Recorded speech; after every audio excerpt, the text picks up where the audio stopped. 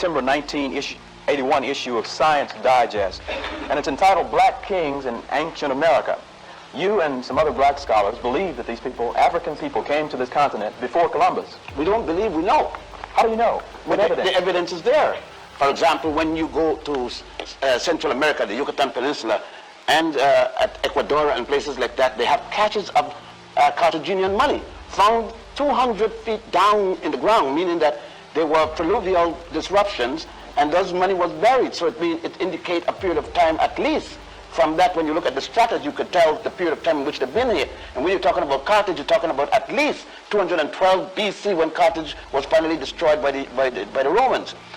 Again, the Queen Makeda, which you call the Queen of Sheba, there are maps which Rome, the church in Rome, the so-called Holy Father, has suppressed these maps from the time of Justinian, showing South America and what is today called Central America.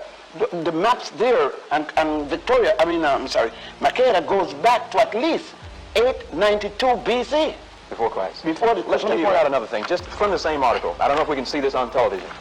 But here is tell me what this is, and why do you see this as proof of the presence of Africans in America before? That is the Columbus. head of an Olmec. And the Olmecs were said to be the first of the indigenous Americans. And if an Olmec walked in here, then you would believe that he had come from the middle of Africa.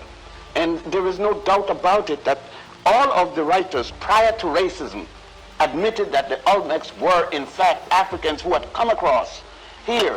There is no doubt when Pigafetta and others, the point is that Van Sertima is writing and others, but Leo Weiner in 1938 at Harvard University wrote a 2-volume book for which he was fired about the Africans, Olmecs being Africans. And let me bounce this off of you, okay?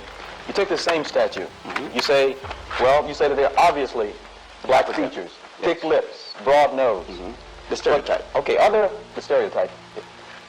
Other anthropologists say, I think Michael Cole was one of them. He says that this is not a black man. He said the people who made these statues, which I understand are 8 feet high, the people who made these statues didn't have sharp enough tools to give them white features, so they're not really black statues. They're white people carved with crude tools. What's your response to that? It's strange that the tools were not sharp enough to make narrow noses, but it was sharp enough to put eyelids. So it would seem to me that an eyelid is harder to make than a thin nose. But Michael Cole is no less a racist than the head of the Ku Klux Klan.